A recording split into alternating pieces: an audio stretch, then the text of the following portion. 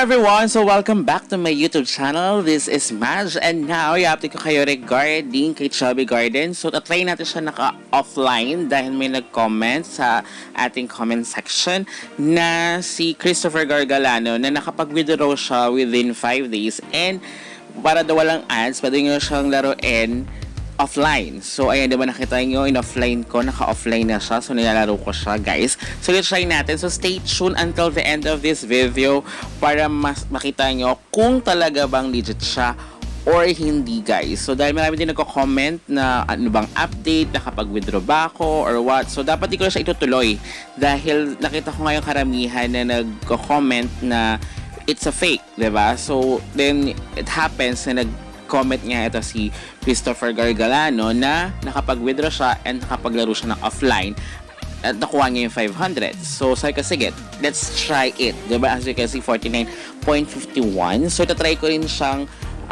laruin na offline. Pero babalikan ko na lang din kayo, guys. Dahil pababa nga ng pababa. And then, make sure din talaga na once na na-hit nyo yung amount, kaya diba 49 point something, bababa pa ng pababa pa rin. So, check natin kung ganun din ba siya kahit offline, diba? Kasi pag online talaga matidetect nila yan. So, babalik ko kayo again. A few moments later. So, ayan guys. So, 49.75,000 na tayo. So, ayan, bumaba nga at nasa 0.9 na tayo, guys.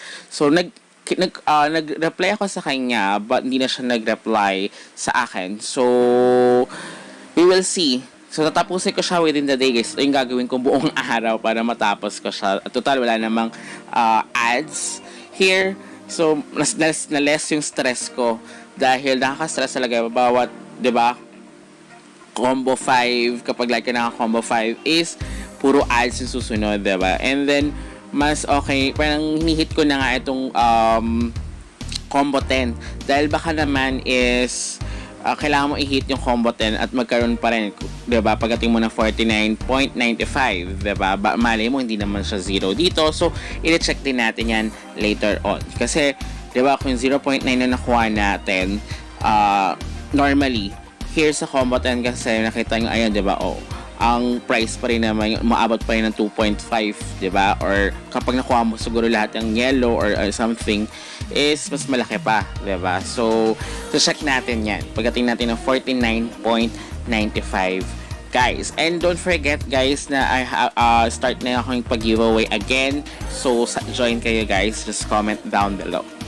So ito yung pinaka gusto ko here is mas nakakaaliw naman siya kasi may iba't ibang games like this one, but sana nga totoo, diba?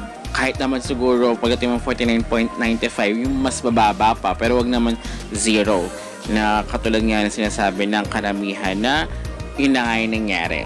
So babalik ako kayo again once na na-hit na natin. A few moments later. Ayan guys, so 0 nga talaga. So tama yung karamihan na wala na talaga na ibinibigay, diba? So, tatry ko na ma-hit yung combo 10. Maling naman natin, diba? So, hindi ko nga pinagdikit yung 12 kasi may nag-comment din na nung naging level 13 daw is wala na rin daw talaga. So, check natin, diba? Kaya pinaghiwalay ko yan. Sana naman. Pero, hindi ko alam paano siya naka-withdraw, guys. Diba? Either talagang pagkalabas pa lang, pagka-release nito. Kasi upon checking din naman sa ibang nag-vlog nung una pa is wala pang nagpapakita na nakapag-withdraw sila. So, I don't know. So, eto nga, even na-hit ko yung combo 10, 0 pa rin yung ibinibigay na. Even sa lahat ng combo 10. So, talagang fake na fake siya, guys. So, ayan guys, this is for you. So, wag nyo nang ituloy, wag nyo nang laruin si Chubby Garden.